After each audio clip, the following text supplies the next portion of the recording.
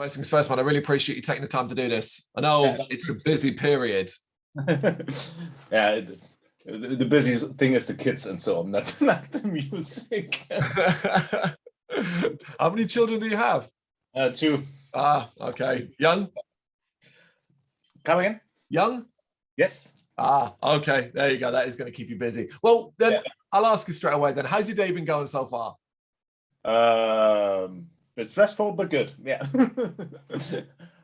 That's all you can hope for. Keep them busy, keep them well. Glad to hear it.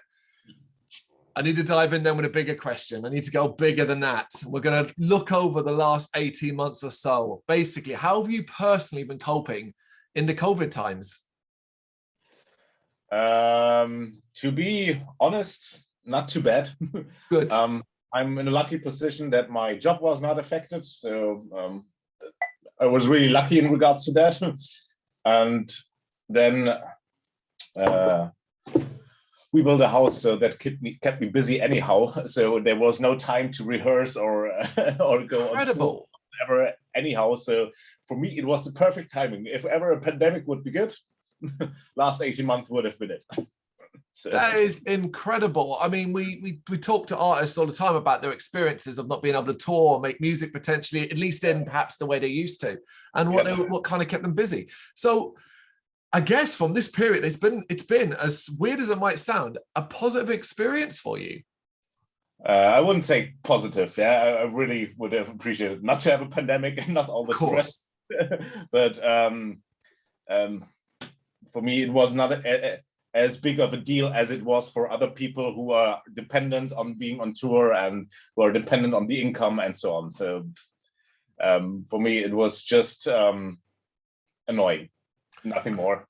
No, that's fair. No, that's fair. I mean, of course, it's an incredibly negative period. It's simply the fact any positives that we can take out of this still ongoing. That's the kind of thing you forget. It's not like it's over. We're still in it.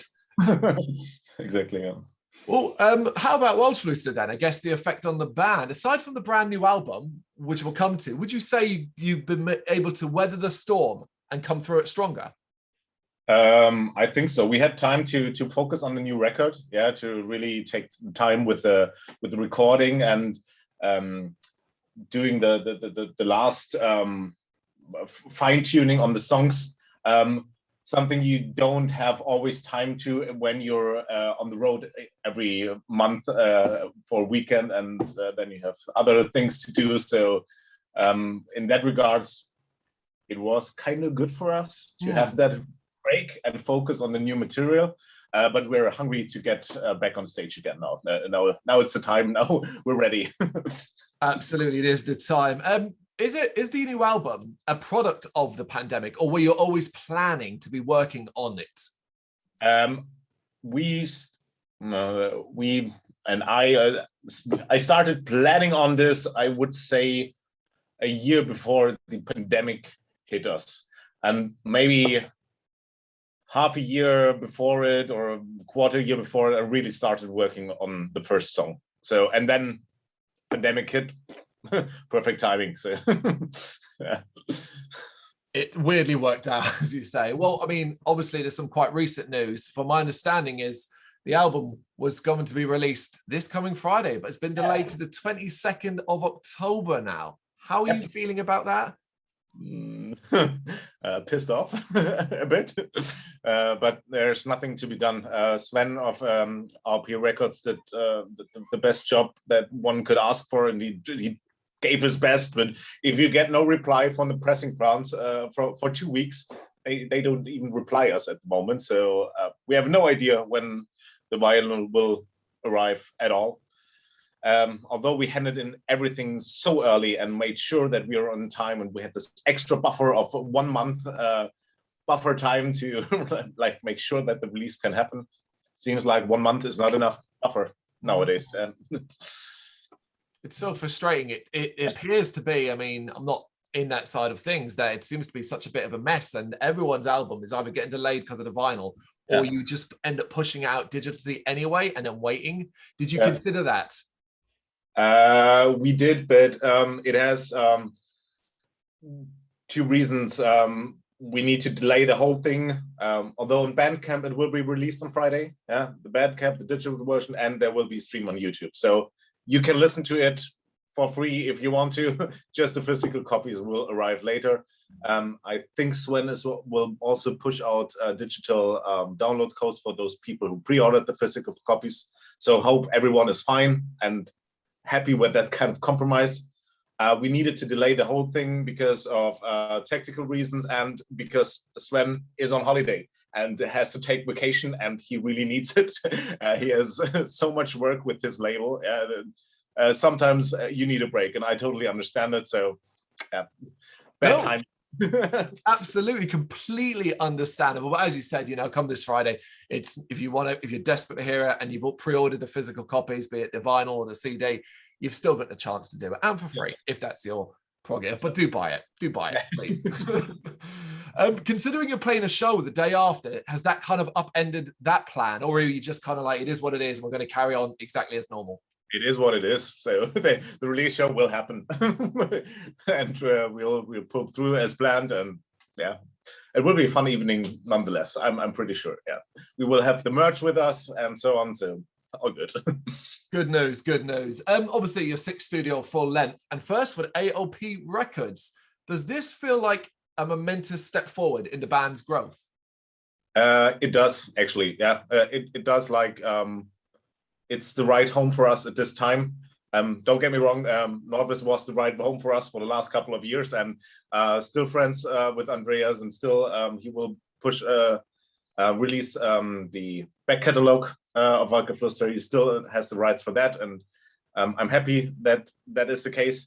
But AOP is, for this time being, the perfect label for us. We feel at home. Sven is doing an incredible job. He has done so for the last couple of years. If you follow AOP, the momentum he has gained with his label, and he seems to find the right bands for the right time. Yeah, he has that kind of the nose for that. Yeah.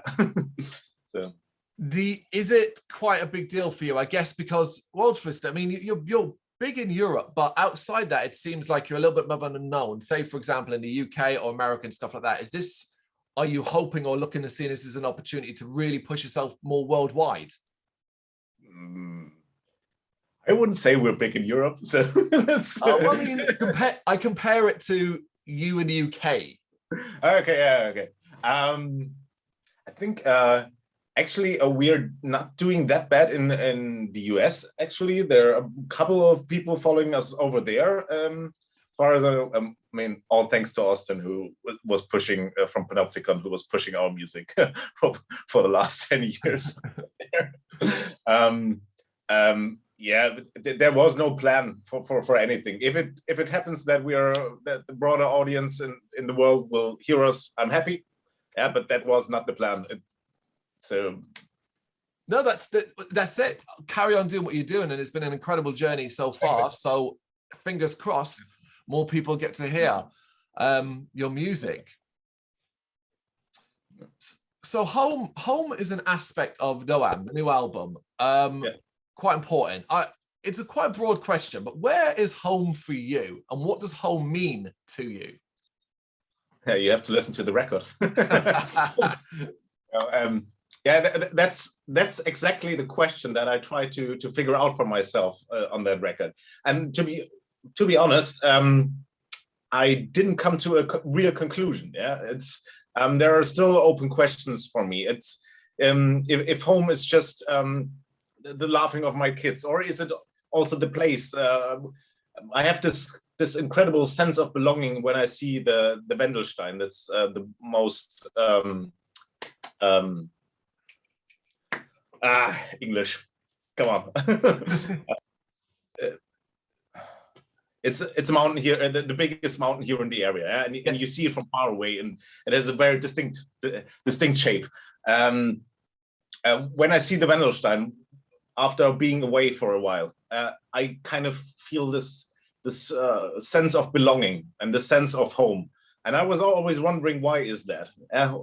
Why is that? And those are the kind of questions that I wanted to explore on Dohoam. what is home? What does it mean to me? Why is someone able to call a place a home and somebody else isn't allowed to do so? Yeah, in the eyes of others. And those are the kind of questions I try to find an answer for. Yeah.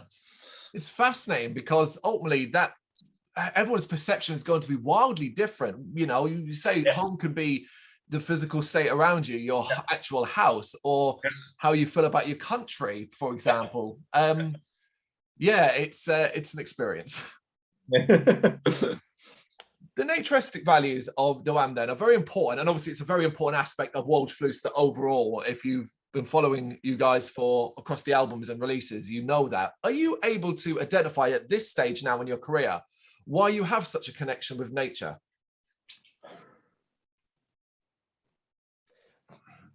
Yeah, the same as it was at the beginning. I feel comfort when I'm in nature. Yeah, if I'm surrounded by woods, I feel the quietness.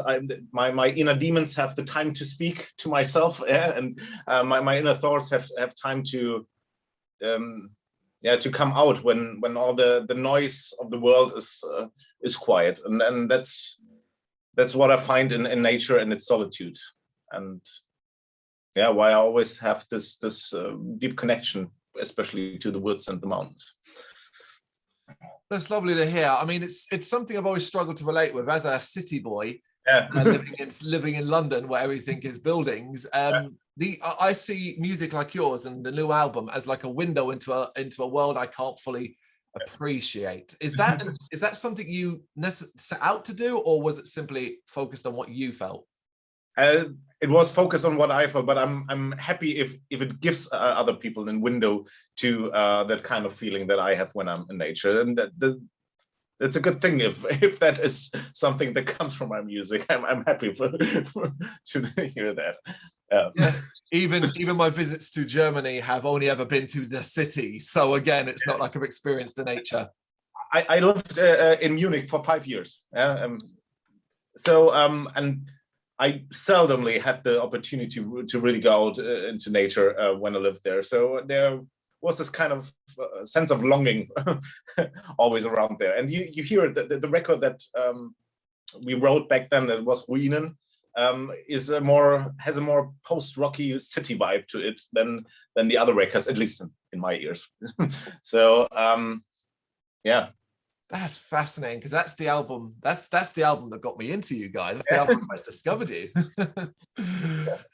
Do you find yourself taking inspiration from our real and current kind of climate battles and issues, or is it something you try to steer yourself away from?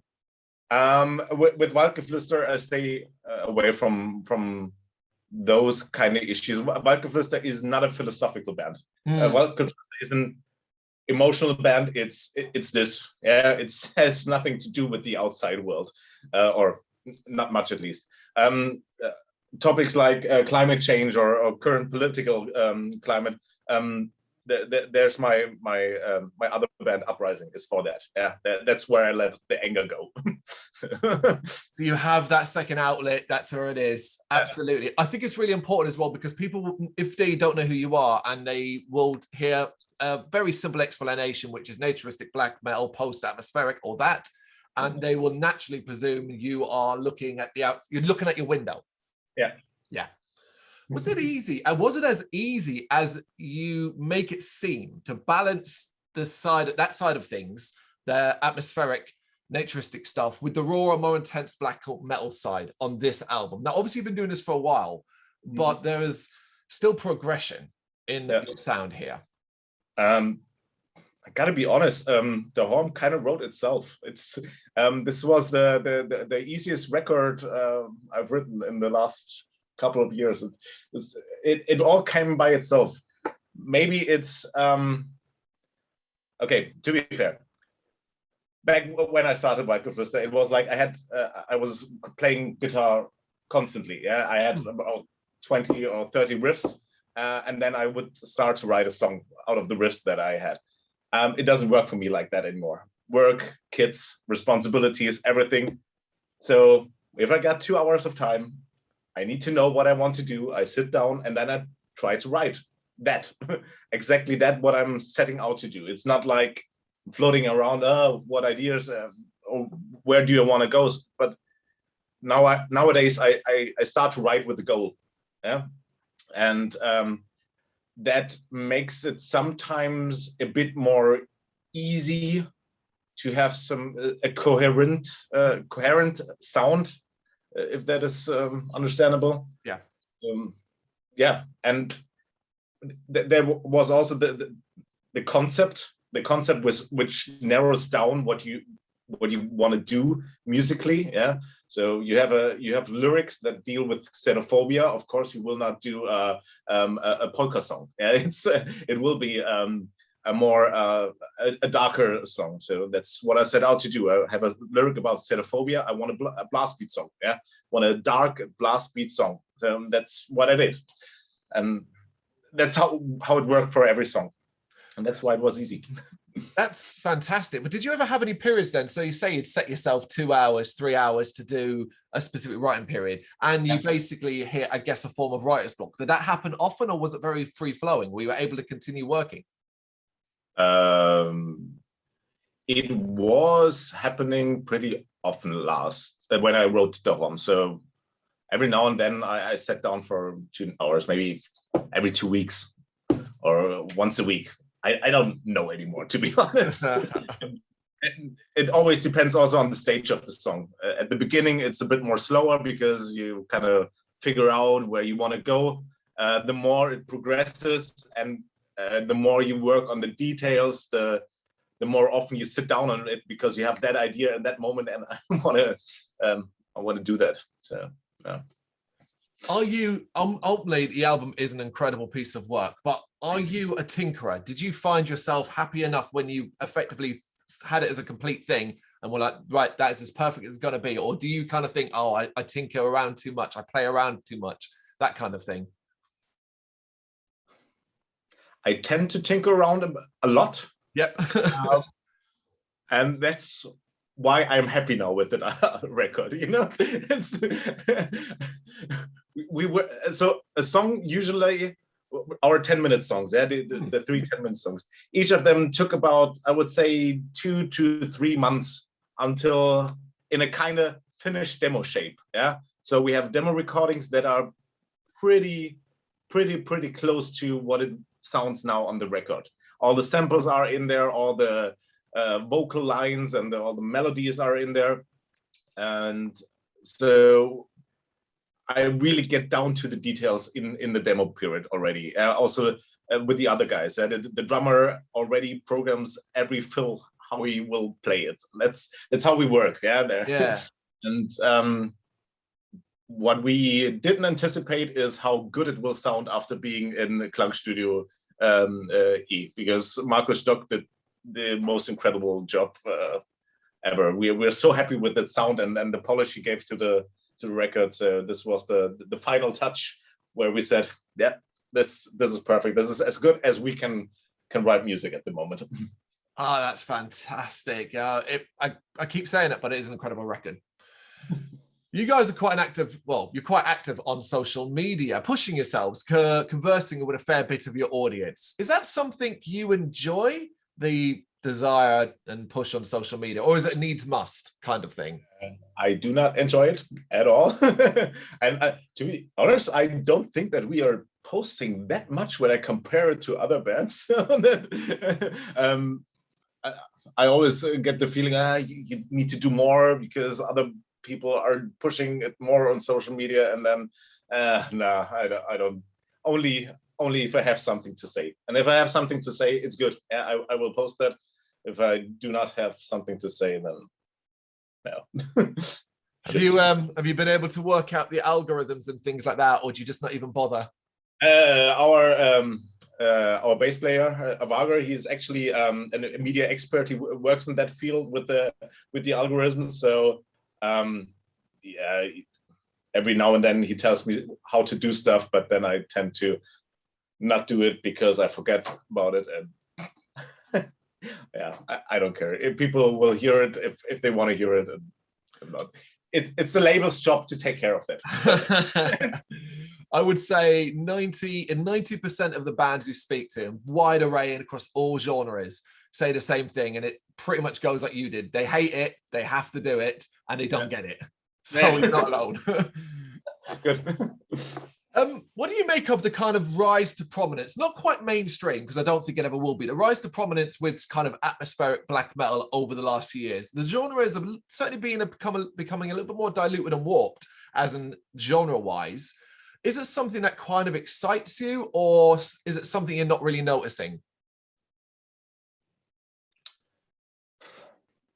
To be honest, something I never thought about it because I don't care. It's whatever music will please people will be popular, and there will be more bands, and the other way around. And I don't care. I don't care how popular a band or a genre is. I will always listen to that music that I like. I listen to a lot of pop stuff, yeah, big stuff, and I don't care how underground a band is. I will also listen to you if your music connects with me. So I really don't care about popularity of anything. It's as simple as that. Like what you like. Yeah, exactly. What's some of your hopeful plans for the remainder of 2021 and into 2022? And I use the word hopeful purely because the state of the world is still in the way it is. We have, except for the show on Saturday, we have 2 more shows coming up for this year. I really hope that they will take place, and we are looking forward to those. Otherwise, we will just, I think, lay back, do the promotional stuff, do interviews, and see how people react to the record, if they like it, and kind of relax for a bit. And then I assume in a couple of weeks I will feel the tick again to write new music. So there's always an expectation. We're talking to you about a current album cycle, and it's not even out yet. And naturally, of course, you're already moving on. For me, the songs are 1 year old. You know, it is what it is. Yeah. I always find that fascinating, and always talking to an artist, we try to obviously focus on the now and what's quite important and stuff. But when the question comes about up next, it's like don't feel pressure to tell us that you're writing a new record. The expectation is you're an artist, you'll be doing something. Yeah. Well, anyways, I've got one last question for you. Well, it's not so much a question, actually. It's more of just something I'd never really do, but I'm taking this opportunity, a little bit of fanboying. You've been a band that, for me personally, and our website, GBHBL, have been shouting to play Bloodstock Festival for years. For the last couple of years, you've basically been number 1 or number 2 on our top 10 bands we would like to see booked for Bloodstock, depending upon which year it was. And this has been ever since I came across Brrraaains. Yeah. Basically, can you please come play the bloody festival for me? And if you do, can you please make sure Ask the Phoenix is in the set list, because basically I consider that the greatest song I've ever heard. Not just for you, all bands. Okay, if we play there, I'll promise you I will get the other guys to play Ask the Phoenix. They are the ones who don't want to play that live. I would love to play that song live. Oh, amazing, amazing. Well, even if we get a chance to see you in the UK in 2022, that would be spectacular. Come on, AOP, sort that one out for us. Yeah, I really hope so. We have never played in the UK so far, so I really would like to go there and play a show. Man, I've been to the UK a couple of times. I love it there. So playing a show and going to pubs would be the best thing. If needs must, hit us up. Get a Kickstarter going, and we'll donate the bloody money to get you over here. Okay. Winterherz, thank you so much. Thank you so much for taking the time to do this. I really appreciate it. Thank you, man. It's your time as well, and thank you for giving us the opportunity to promote our sound, man. So really appreciate it. Thank you very much for watching. You can check us out on gbhbl.com, as well as on Facebook, Instagram, Twitter, and Tumblr. Go to Patreon and help us out over there. That's patreon.com/gbhbl, as well as Big Cartel, where you can find some of our merchandise. We have a podcast running on SoundCloud and Apple Podcasts, and of course, if you like this video, do us a favour, hit the subscribe button and help the channel grow. Games, horror and heavy metal, what else is life for?